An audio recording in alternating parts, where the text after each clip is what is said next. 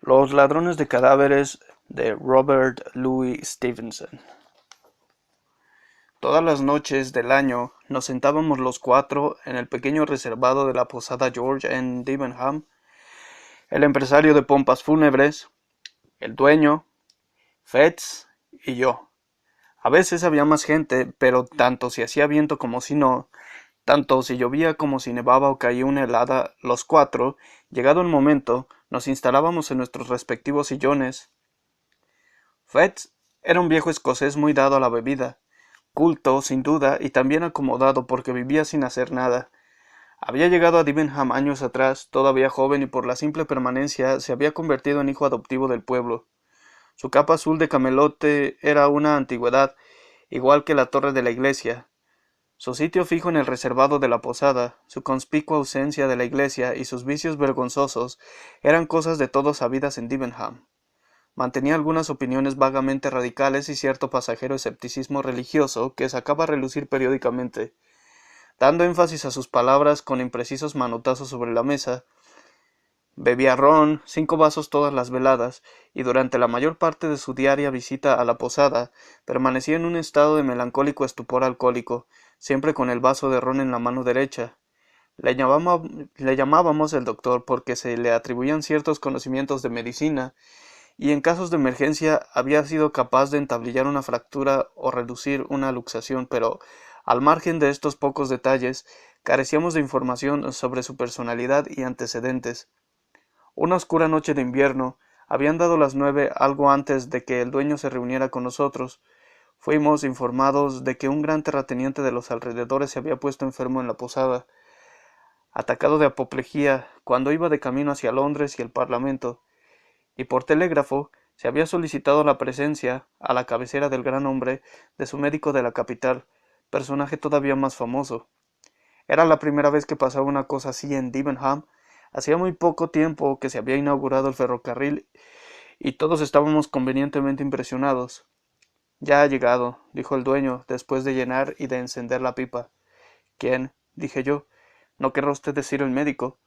Precisamente, contestó nuestro posadero. ¿Cómo se llama? Doctor MacFarlane, dijo el dueño. Fetz estaba acabando su tercer vaso, sumido ya en el estupor de la borrachera, unas veces asintiendo con la cabeza, otras con la mirada perdida en el vacío, pero con el sonido de las últimas palabras pareció despertarse y repitió 2 veces el apellido MacFarlane. La primera con entonación tranquila, pero con repentina emoción la segunda. Sí, dijo el dueño, así se llama, doctor Wolfe MacFarlane. Fetz se serenó inmediatamente, sus ojos se aclararon, su voz se hizo más firme y sus palabras más vigorosas. Todos nos quedamos muy sorprendidos ante aquella transformación, porque era como si un hombre hubiera resucitado de entre los muertos. Les ruego que me disculpen, dijo. Mucho me temo que no prestaba atención a sus palabras. ¿Quién es ese tal Wolfe MacFarlane? Y añadió, después de oír las explicaciones del dueño. No puede ser, claro que no. Y sin embargo me gustaría ver a ese hombre cara a cara.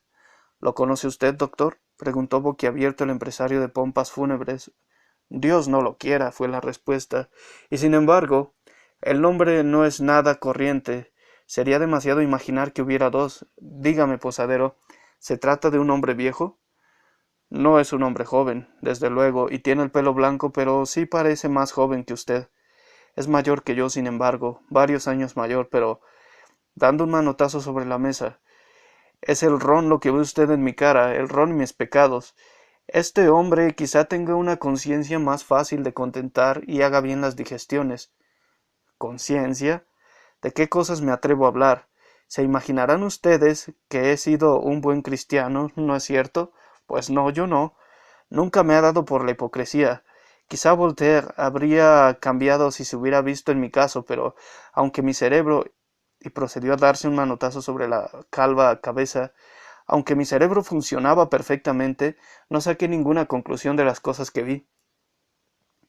Si este doctor es la persona que usted conoce, me aventuré a apuntar después de una pausa bastante penosa, ¿debemos deducir que no comparte la buena opinión del posadero? Fetz no me hizo caso. Sí, dijo con repentina firmeza, tengo que verlo cara a cara. Se produjo otra pausa, luego una puerta se cerró con cierta violencia en el primer piso y se oyeron pasos en la escalera. —Es el doctor —exclamó el dueño—. Si se da prisa podrá alcanzarle. No había más que 2 pasos desde el pequeño reservado a la puerta de la vieja posada George. La ancha escalera de roble terminaba casi en la calle. Entre el umbral y el último peldaño no había sitio más que para una alfombra turca, pero este espacio tan reducido quedaba brillantemente iluminado todas las noches, no solo gracias a la luz de la escalera y al gran farol debajo del nombre de la posada, sino también debido al cálido resplandor que salía por la ventana de la cantina. La posada, llamada así convenientemente la atención de los que cruzaban por la calle en las frías noches de invierno. Fetz se llegó sin vacilaciones hasta el diminuto vestíbulo y los demás, quedándonos un tanto retrasados, nos dispusimos a presenciar el encuentro entre aquellos 2 hombres. Encuentro que uno de ellos había definido como cara a cara. El doctor MacFarlane era un hombre despierto y vigoroso. Sus cabellos blancos servían para resaltar la calma y la palidez de su rostro, nada desprovisto de energía por otra parte. Iba elegantemente vestido con el mejor velarte y la más fina holanda, y lucía una gruesa cadena de oro por el reloj y gemelos y anteojos del mismo metal precioso. La corbata, ancha y con muchos pliegues, era blanca con lunares de color lila, y llevaba al brazo un abrigo de pieles para defenderse del frío durante el viaje.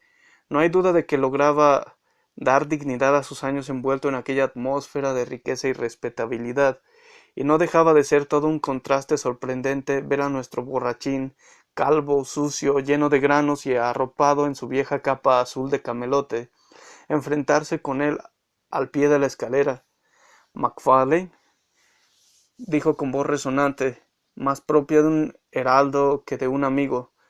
El gran doctor se detuvo bruscamente en el cuarto escalón, como si la familiaridad de aquel saludo sorprendiera y en cierto modo ofendiera su dignidad. —Toddy MacFarlane —repitió Fetz. El londinense casi se tambaleó, lanzó una mirada rapidísima al hombre que tenía delante, volvió hacia atrás unos ojos atemorizados y luego susurró con voz llena de sorpresa: —Fetz, ¿tú? —Yo, sí —dijo el otro—. ¿Creías que también yo estaba muerto? No resulta tan fácil dar por terminada nuestra relación. —Calla, por favor —exclamó el ilustre médico—, calla. Este encuentro es tan inesperado. Ya veo que te has ofendido. Confieso que al principio casi no te había conocido, pero me alegro mucho de tener esta oportunidad. Hoy solo vamos a poder decirnos hola y hasta la vista. Me espera el Calesín y tengo que coger el tren, pero debes... Veamos... Sí... Debes darme tu dirección y te aseguro que tendrás muy pronto noticias mías. Hemos de hacer algo por ti, Fetz.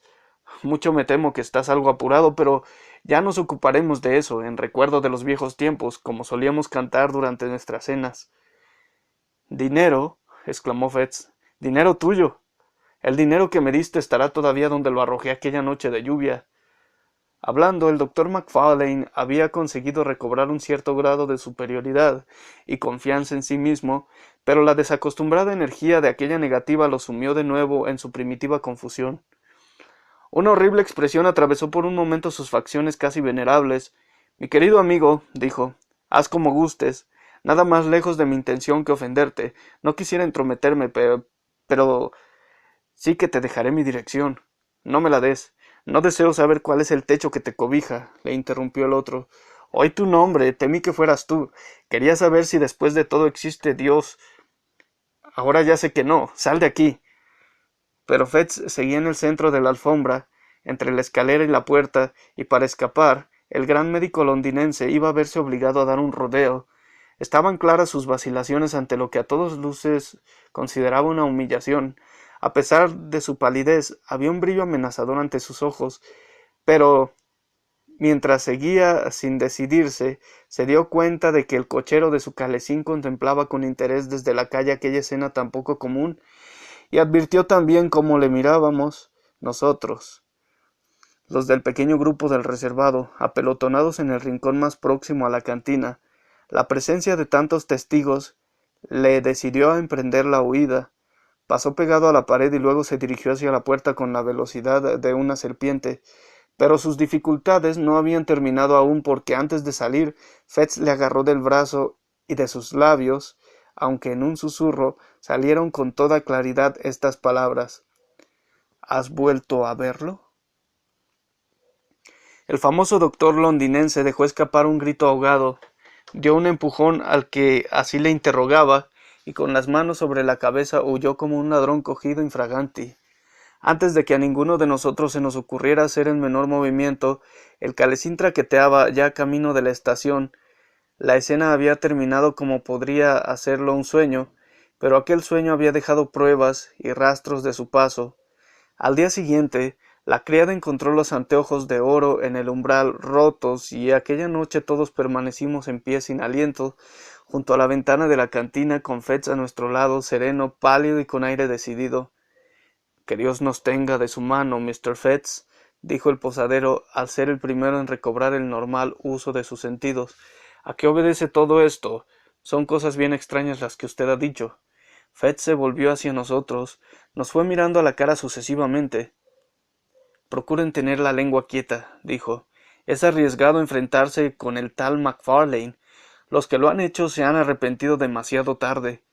Después, sin terminarse el tercer vaso, ni mucho menos quedarse para consumir los otros dos, nos dijo adiós y se perdió en la oscuridad de la noche después de pasar bajo la lámpara de la posada. Nosotros tres regresamos a los sillones del reservado con un buen fuego y 4 velas recién empezadas, y a medida que recapitulábamos lo sucedido, el primer escalofrío de nuestra sorpresa se convirtió muy pronto en hormiguillo de curiosidad. Nos quedamos allí hasta muy tarde, no recuerdo ninguna otra noche en la que se prolongara tanto la tertulia. Antes de separarnos, cada uno tenía una teoría que se había comprometido a probar, y no había para nosotros asunto más urgente en este mundo que rastrear el pasado de nuestro misterioso contertulio y descubrir el secreto que compartía con el famoso doctor londinense. No es un gran motivo de vanagloria, pero creo que me di mejor maña que mis compañeros para desvelar la historia, y quizá no haya en estos momentos otro ser vivo que pueda narrarles a ustedes aquellos monstruosos y abominables sucesos. De joven, Fetz había estudiado medicina en Edimburgo. Tenía un cierto tipo de talento que le permitía retener gran parte de lo que oía y asimilarlo enseguida, haciéndolo suyo. Trabajaba poco en casa, pero era cortés, atento e inteligente en presencia de sus maestros. Pronto se fijaron en él por su capacidad de atención y su buena memoria, y aunque a mí me pareció bien extraño cuando lo oí por primera vez, Fetz era en aquellos días bien parecido y cuidaba mucho de su aspecto exterior. Existía por entonces, fuera de la universidad, un cierto profesor de anatomía, al que designaré aquí mediante la letra K. Su nombre llegó más adelante a ser tristemente célebre. El hombre que lo llevaba se escabulló disfrazado por las calles de Edimburgo, mientras el gentío, que aplaudía la ejecución de Burke, pedía a gritos la sangre de su patrón. Pero Mr. K. estaba entonces en la cima de su popularidad, disfrutaba de la fama debido en parte a su propio talento y habilidad, y en parte a la incompetencia de su rival, el profesor universitario. Los estudiantes, al menos, tenían absoluta fe en él, y el mismo Fetz creía e hizo creer a otros que había puesto los cimientos de su éxito al lograr el favor de este hombre meteóricamente famoso. Mr. K. era un bon vivant, además de un excelente profesor, y apreciaba tanto una hábil ilusión como una preparación cuidadosa. En ambos campos, Fetz disfrutaba de su merecida consideración, y durante el segundo año de sus estudios recibió el encargo semioficial de segundo profesor de prácticas o subasistente en su clase. Debido a este empleo, el cuidado del anfiteatro y del aula recaía de manera particular sobre los hombros de Fetz.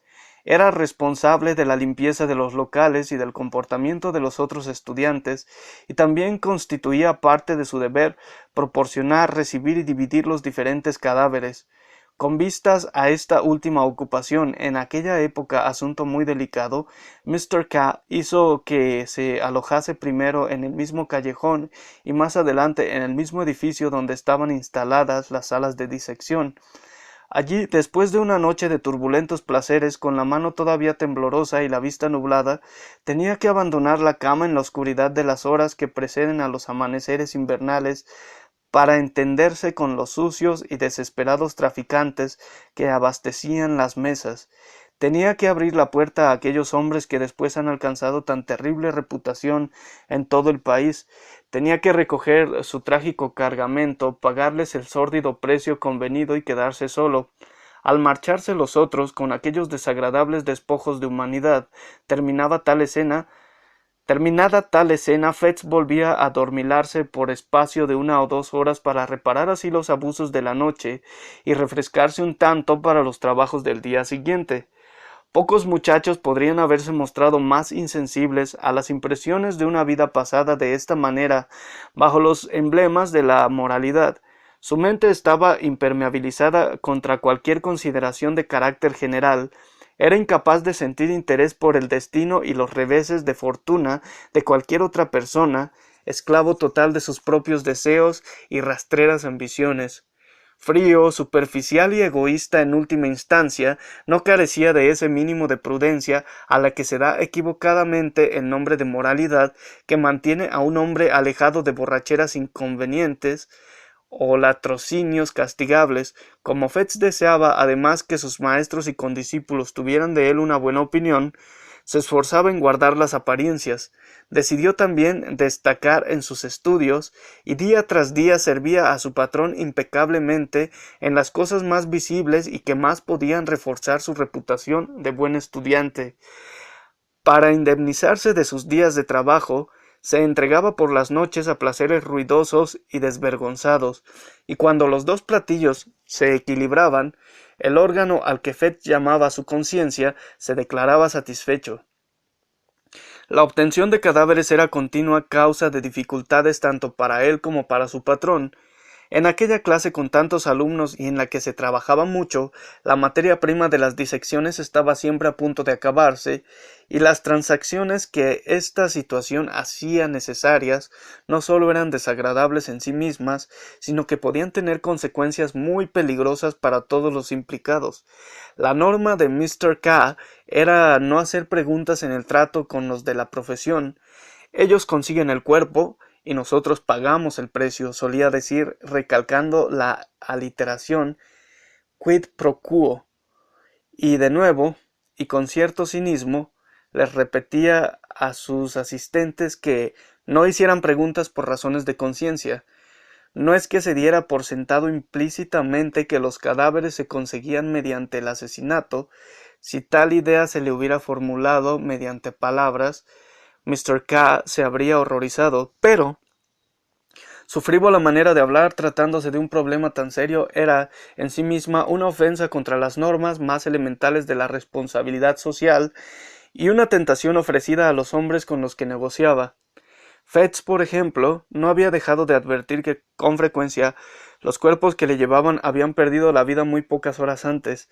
También le sorprendía una y otra vez al respecto el aspecto abominable y los movimientos solapados de los rufianes que llamaban a su puerta antes del alba, y atando cabos para sus adentros quizá atribuía un significado demasiado inmoral y demasiado categórico a las imprudentes advertencias de su maestro. En resumen, Fetz entendía que su deber constaba de 3 apartados: aceptar lo que le traían, pagar el precio y pasar por alto cualquier indicio de un posible crimen. Una mañana de noviembre, esta consigna de silencio se vio duramente puesta a prueba. Fetz, después de pasar la noche en blanco, debido a un atroz dolor de muelas, paseándose por su cuarto como una fiera enjaulada, y arrojándose desesperado sobre la cama, y caer ya de madrugada en ese sueño profundo e intranquilo que con tanta frecuencia es la consecuencia de una noche de dolor, se vio despertado por la 3ª o 4ª impaciente repetición de la señal convenida. La luna, aunque en cuarto menguante derramaba abundante luz, hacía mucho frío y la noche estaba ventosa. La ciudad dormía aún, pero una indefinible agitación preludiaba ya el ruido y el tráfago del día. Los profanadores habían llegado más tarde de lo acostumbrado y parecían tener aún más prisa por marcharse que otras veces. Fetz, muerto de sueño, les fue alumbrando escaleras arriba. Oía sus roncas voces con fuerte acento irlandés, como formando parte de un sueño, mientras aquellos hombres vaciaban el lúgubre contenido de su saco. Él dormitaba como con un hombro apoyado contra la pared. Tuvo que hacer luego verdaderos esfuerzos para encontrar el dinero con que pagar a aquellos hombres. Al ponerse en movimiento, sus ojos tropezaron con el rostro del cadáver. No pudo disimular su sobresalto. Dio 2 pasos hacia adelante con la vela en alto. —¡Santo cielo! —exclamó—. Si es Jane Galbraith. Los hombres no respondieron nada, pero se movieron imperceptiblemente en dirección a la puerta. —La conozco, se lo aseguro —continuó Fetz—. Ayer estaba viva y muy contenta. Es imposible que haya muerto, es imposible que hayan conseguido este cuerpo de forma correcta. —Está usted completamente equivocado, señor —dijo uno de los hombres—. Pero el otro lanzó a Fetz una mirada amenazadora y pidió que se les diera el dinero inmediatamente. Era imposible malinterpretar su expresión o exagerar el peligro que implicaba. Al muchacho le faltó valor. Tartamudeó una excusa, contó la suma convenida y acompañó a sus odiosos visitantes hasta la puerta. Tan pronto como desaparecieron, Fetz se apresuró a confirmar sus sospechas. Mediante una docena de marcas que no dejaban lugar a dudas, identificó a la muchacha con la que había bromeado el día anterior. Vio con horror señales sobre aquel cuerpo que podían muy bien ser pruebas de una muerte violenta. Se sintió dominado por el pánico y buscó refugio en su habitación. Una vez allí reflexionó con calma sobre el descubrimiento que había hecho. Consideró fríamente la importancia de las instrucciones de Mr. K. y el peligro para su persona que podía derivarse de su intromisión en un asunto de tanta importancia. Finalmente, lleno de angustiosas dudas, determinó esperar y pedir consejo a su inmediato superior, el primer asistente.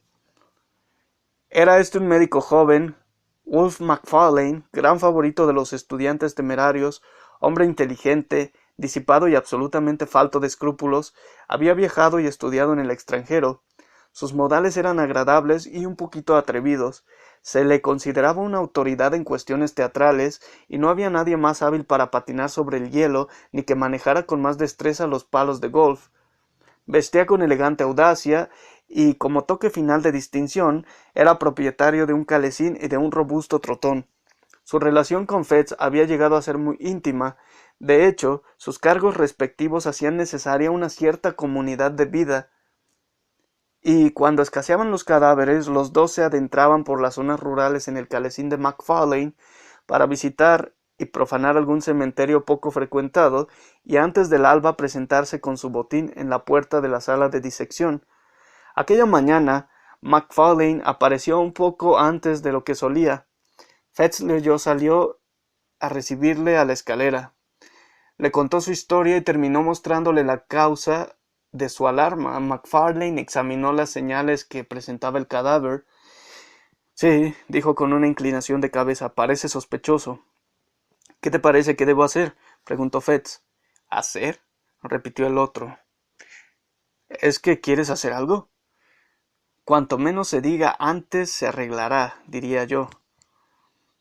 Quizá la reconozca alguna otra persona —objetó Fetz—. Era tan conocida como el Castle Rock.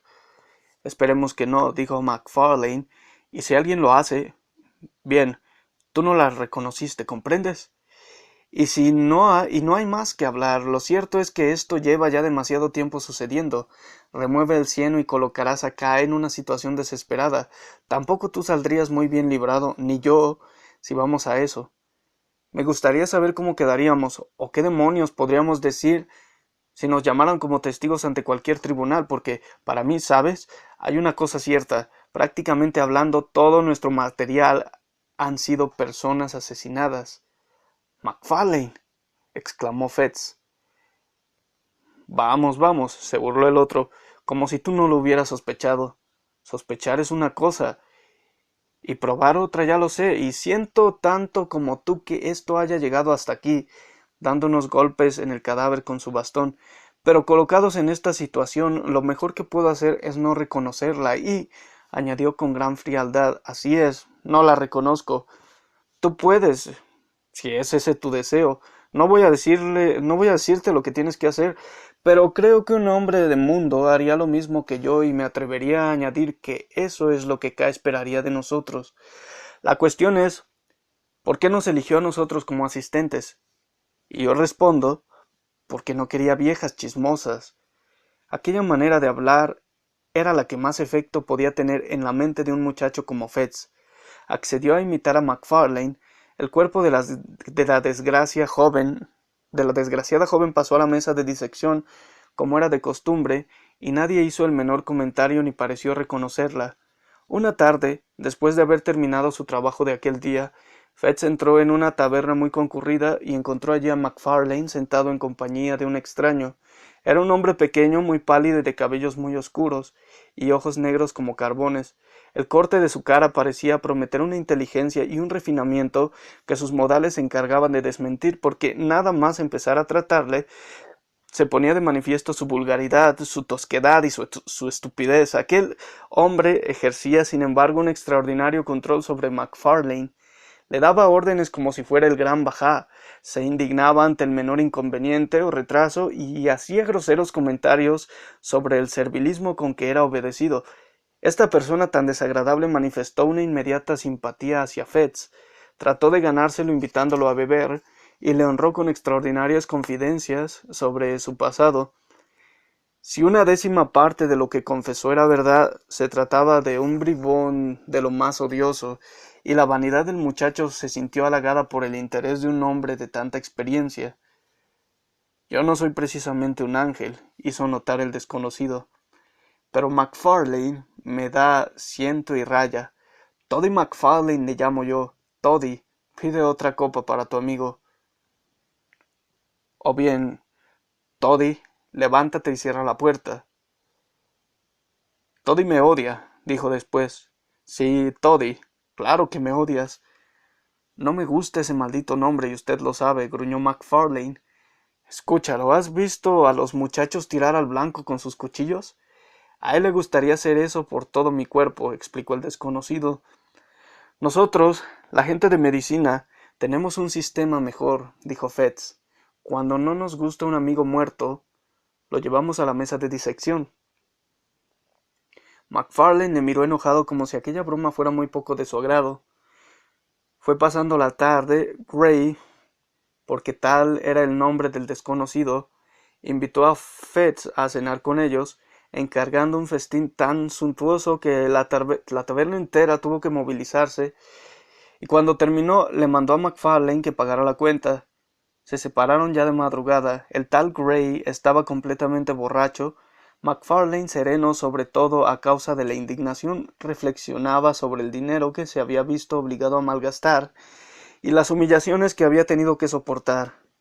Fetz, con diferentes licores cantándole dentro de la cabeza, volvió a su casa con pasos inciertos y la mente totalmente en blanco. Al día siguiente MacFarlane faltó a clase y Fetz sonrió para sus adentros al imaginárselo todavía acompañando al insoportable Gray de taberna en taberna. Tan pronto como quedó libre de sus obligaciones, se puso a buscar por todas partes a sus compañeros de la noche anterior, pero no consiguió encontrarlos en ningún sitio, de manera que volvió pronto a su habitación. Se acostó enseguida y durmió el sueño de los justos. A las 4 de la mañana le despertó la señal acostumbrada. Al bajar a abrir la puerta, grande fue su asombro cuando descubrió a MacFarlane con su calesín, y dentro del vehículo uno de aquellos horrendos bultos alargados que también conocía. —¿Cómo? —exclamó. ¿Has salido tú solo? ¿Cómo te la has apañado? Pero MacFarlane le hizo callar bruscamente pidiéndole que se ocupara del asunto que tenía entre manos. Después de subir el cuerpo y de depositarlo sobre la mesa, MacFarlane hizo primero un gesto como de marcharse. Después se detuvo y pareció dudar. —Será mejor que le veas la cara —dijo después lentamente como si le costara cierto trabajo hablar. —Será mejor —repitió, al ver que Fetz se le quedaba mirando lleno de asombro. —¿Pero dónde y cómo y cuándo ha llegado a tus manos? —exclamó el otro. —Mírale la cara —fue la única respuesta. Fetz titubeó. Le asaltaron extrañas dudas. Contempló al joven médico y después el cuerpo. Luego volvió otra vez la vista hacia MacFarlane. Finalmente, dando un respingo, hizo lo que se le pedía. Casi estaba esperando el espectáculo que se tropezaron sus ojos. pero de todas formas el impacto fue violento. Ver inmovilizado por la rigidez de la muerte y desnudo sobre el vasto tejido de arpillera al hombre del que se había separado dejándolo bien vestido y con el estómago satisfecho en el umbral de una taberna, despertó hasta en el atolondrado Fetz alguno de los terrores de la conciencia, el que dos personas que habían conocido hubieran terminado sobre las heladas mesas de disección era un crastivi que iba repitiéndose por su alma en ecos sucesivos. Con todo, aquellas eran solo preocupaciones secundarias. Lo que más le importaba era Wolf, falto de preparación para enfrentarse con un desafío de tanta importancia. Fetz no sabía cómo mirar a la cara a su compañero, no se atrevía a cruzar la vista con él y le faltaban tanto las palabras como la voz con que pronunciarlas. Fue MacFarlane mismo quien dio el primer paso. Se acercó tranquilamente por detrás y puso una mano con suavidad pero firmeza sobre el hombro del otro. Richardson dijo, puede quedarse con la cabeza. Richardson era un estudiante que desde tiempo atrás se venía mostrando muy deseoso de disponer de esa porción del cuerpo humano para sus prácticas de disección. No recibió ninguna respuesta y el asesino continuó. Hablando de negocios, debes pagarme. Tus cuentas tienen que cuadrar, como es lógico. Fetz encontró una voz que no era más que una sombra de la suya. —¿Pagarte? —exclamó. —¿Pagarte por eso? —Naturalmente, no tienes más remedio que hacerlo. Desde cualquier punto de vista que lo consideres —insistió el otro—, yo no me atrevería a darlo gratis, ni tú a aceptarlo sin pagar. Nos comprometería a los dos. Este es otro caso como el de Jane Galbraith. Cuantos más cabos sueltos, más razones para actuar como si todo estuviera en perfecto orden. ¿Dónde guarda su dinero el viejo K? Allí, contestó Fetz con voz ronca, señalando el armario del rincón.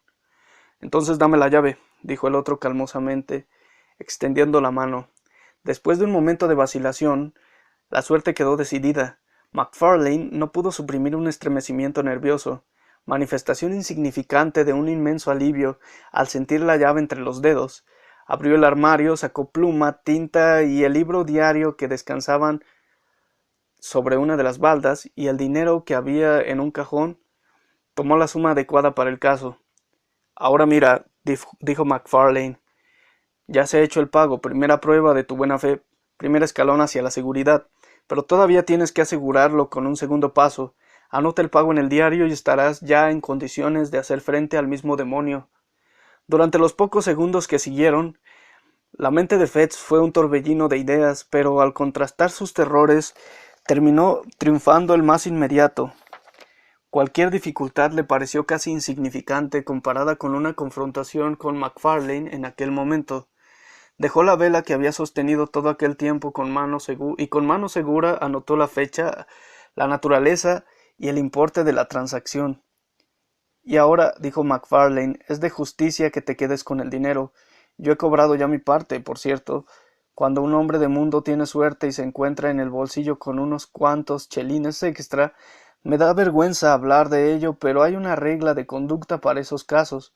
No hay que dedicarse a invitar, ni a comprar libros caros para las clases, ni a pagar viejas deudas. Hay que pedir prestado en lugar de prestar.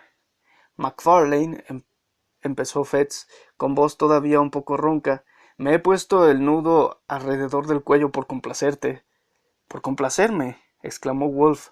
—Vamos, vamos.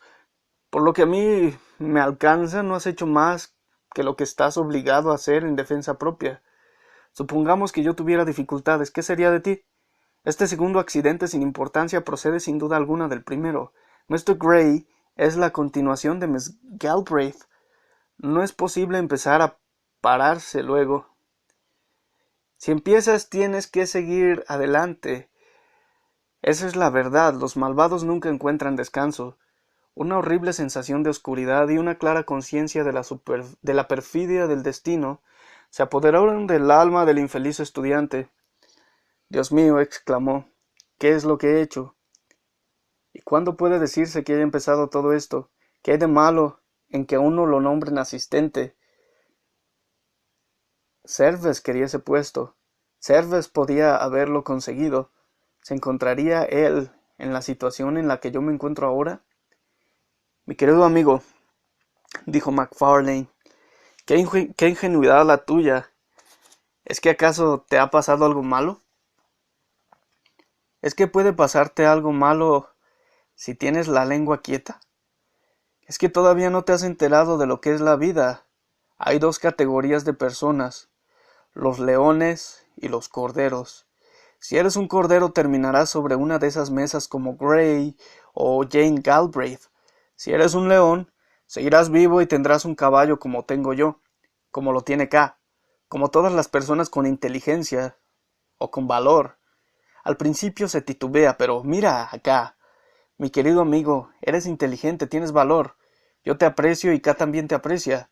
Has nacido para ir a la cabeza, dirigiendo la cacería. Y yo te aseguro por mi honor y mi experiencia de la vida, que dentro de 3 días te reirás de estos espantapájaros tanto como un colegial que presencia una farsa. Y con esto MacFarlane se despidió y abandonó el callejón con su calesín para ir a recogerse antes del alba. Fetch se quedó solo con los remordimientos. Vio los peligros que le amenazaban.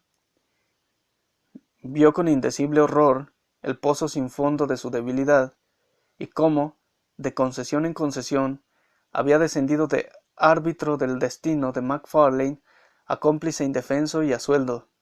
Hubiera dado el mundo entero por haberse mostrado un poco más valiente en el momento oportuno, pero no se le ocurrió que la valentía estuviera aún a su alcance. El secreto de Jane Galbraith y la maldita entrada en el libro diario habían cerrado su boca definitivamente. Pasaron las horas, los alumnos empezaron a llegar, se fue haciendo entrega de los miembros del infeliz Gray a unos y otros, y los estudiantes los recibieron sin hacer el menor comentario. Richardson manifestó su satisfacción al dársele la cabeza, y antes de que sonara la hora de la libertad, Fetch temblaba, exultante, al darse cuenta de lo mucho que había avanzado en el camino hacia la seguridad. Durante 2 días siguió observando con creciente alegría el terrible proceso de enmascaramiento. Al tercer día MacFarlane reapareció. Había estado enfermo, dijo, pero compensó el tiempo perdido con la energía que desplegó dirigiendo a los estudiantes. Consagró su ayuda y sus consejos a Richardson de manera especial, y el alumno, animado por los elogios del asistente, trabajó muy deprisa, lleno de esperanzas, viéndose dueño ya de la medalla a la aplicación. Antes de que terminara la semana se había cumplido la profecía de MacFarlane. Fetch había sobrevivido a sus terrores y olvidado su bajeza. Empezó a adornarse con las plumas de su valor y logró reconstruir la historia de tal manera que podía rememorar aquellos sucesos con malsano orgullo. A su cómplice lo veía poco, se encontraban en las clases, por supuesto, también recibían juntos las órdenes de Mr. K, a veces intercambiaban 1 o 2 palabras en privado y MacFarlane se mostraba de principio a fin particularmente amable y jovial, pero estaba claro que evitaba cualquier referencia a su común secreto, e incluso, cuando Fetch susurraba que había decidido unir su suerte a la de los leones y rechazar la de los corderos, se limitaba a indicarle con una sonrisa que guardara silencio. Finalmente se presentó una ocasión para que los dos trabajaran juntos de nuevo. En la clase de Mr. K volvían a escasear los cadáveres. Los alumnos se mostraban impacientes, y una de las aspiraciones del maestro era estar siempre bien provisto. Al mismo tiempo llegó la noticia de que iba a efectuarse un entierro en el rústico cementerio de Glencorse. El paso del tiempo ha modificado muy poco el sitio en cuestión. Estaba situado entonces como ahora en un cruce de caminos, lejos de toda humana habitación y escondido bajo el follaje de 6 cedros. Los balidos de las ovejas en las colinas de los alrededores, los riachuelos a ambos lados, uno cantando con fuerza entre las piedras y el otro goteando furtivamente entre remanso y remanso, el rumor del viento en los viejos castaños florecidos, y una vez a la semana la voz de la campana y las viejas melodías del chanté, eran los únicos sonidos que turbaban el silencio de la iglesia rural. El resurreccionista, por usar un sinónimo de la época, no se sentía coartado por ninguno de los aspectos de la piedad tradicional. Parte integrante de su trabajo era despreciar y profanar los pergaminos y las trompetas de las antiguas tumbas, los caminos trillados por pies devotos y afligidos, y las ofrendas e inscripciones que testimonian el afecto de los que aún siguen vivos. En las zonas rústicas donde el amor es más tenaz de lo corriente y donde lazos de sangre o camaradería unen a toda la sociedad de una parroquia, el ladrón de cadáveres, en lugar de sentirse repelido por natural respeto, agradece la facilidad y ausencia de riesgo con que puede llevar a cabo su tarea. A cuerpos que habían sido entregados a la tierra, en gozosa expectación de un despertar bien diferente, les llegaba esa resurrección apresurada llena de terrores a la luz de la linterna, de la pala y el azadón. Forzado el ataúd y rasgada la mortaja, los melancólicos restos, vestidos de arpillera, después de dar tumbos durante horas por caminos apartados, privados incluso de la luz de la luna, eran finalmente expuestos a las mayores indignidades ante una clase de muchachos boquiabiertos. De manera semejante a como dos buitres pueden caer en picado sobre un cordero agonizante, Fetz y MacFarlane iban a abatirse sobre una tumba en aquel tranquilo lugar de descanso lleno de verdura. La esposa de un granjero, una mujer que había vivido 60 años y había sido conocida por su excelente mantequilla y bondadosa conversación, había de ser arrancada de su tumba a medianoche y transportada desnuda y sin vida a la lejana ciudad que ella siempre había honrado poniéndose para visitarla sus mejores galas dominicales. El lugar que le correspondía junto a su familia habría de quedar vacío hasta el día del juicio final. Sus miembros inocentes y siempre venerables habrían de ser expuestos a la fría curiosidad del director. A última hora de la tarde los viajeros se pusieron en camino, bien envueltos en sus capas y provistos con una botella de formidables dimensiones. Llovía sin descanso, una lluvia densa y fría que se desplomaba sobre el suelo con inusitada violencia. De vez en cuando soplaba una ráfaga de viento, pero la cortina de lluvia acababa con ella. A pesar de la botella, el trayecto hasta Panicuik, donde pasarían la velada, resultó triste y silencioso. Se detuvieron antes en un espeso bosquecillo no lejos del cementerio para esconder sus herramientas, y volvieron a pararse en la posada Fisher's Trest para brindar delante del fuego e intercalar una jarra de cerveza entre los tragos de whisky. Cuando llegaron al final de su viaje, el calesín fue puesto a cubierto, se dio de comer al caballo, y los jóvenes doctores se acomodaron en un reservado para disfrutar de la mejor cena y del mejor vino que la casa podía ofrecerles. Las luces, el fuego, el golpear de la lluvia contra la ventana, el frío y absurdo trabajo que les esperaba, todo contribuía a hacer más placentera la comida. Con cada vaso que bebían su cordialidad aumentaba. Muy pronto MacFarlane entregó a su compañero un montoncito de monedas de oro. Un pequeño obsequio, dijo. Entre amigos, estos favores tendrían que hacerse con tanta facilidad como pasa de mano en mano uno de esos fósforos largos para encender la pipa. Fetzer guardó el dinero y aplaudió con gran vigor el sentir de su colega. «Eres un verdadero filósofo», exclamó. «Yo no era más que un ignorante hasta que te conocí. Tú y Cap, por Belcebú que entre los dos haréis de mí un hombre». «Por supuesto que sí», asintió MacFarlane, «aunque si he de serte franco, se necesita un hombre para respaldarme el otro día. Hay algunos cobardes de 40 años muy corpulentos y pendencieros que se hubieran puesto enfermos al ver el cadáver, pero tú no perdiste la cabeza, te estuve observando». «¿Por qué tenía que haberla perdido?», presumió Fetz. «No era asunto mío. Hablar no me hubiera producido más que molestias, mientras que si callaba, podía contar con tu gratitud, ¿no es cierto?». Y golpeó el bolsillo con la mano, haciendo sonar las monedas de oro. MacFarlane sintió una punzada de alarma ante aquellas desagradables palabras.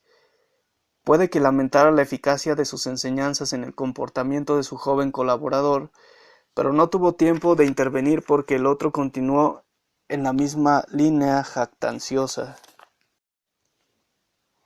«Lo importante es no asustarse. Confieso aquí entre nosotros que no quiero que me cuelguen, y eso no es más que sentido práctico, pero la mojigatería MacFarlane nací ya despreciándola.